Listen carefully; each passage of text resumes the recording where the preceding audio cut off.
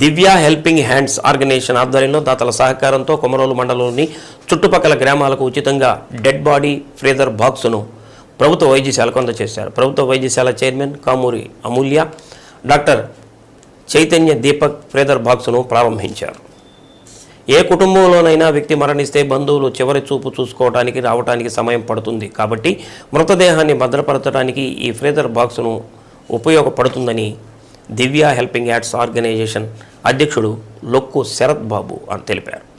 Freezer box ప్రభుత్వ వైద్యశాలలో అందరికీ అందుబాటులో ఉంటుందని అన్నారు. కార్యక్రమంలో చిన్న పేరయ్య, సిద్ధయ్య, సునీల్ కుమార్ నాయుడు, సుమన్, రామ్మోహన్, బెంజమిన్, అంజీ, చెన్నయ్య తదితరులు పాల్గొన్నారు.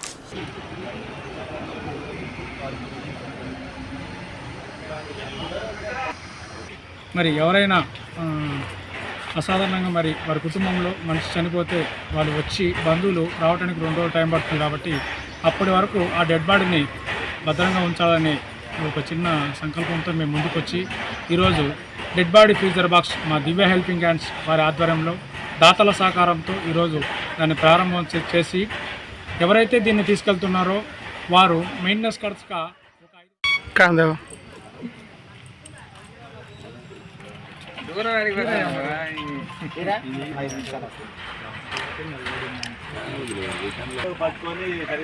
ఒక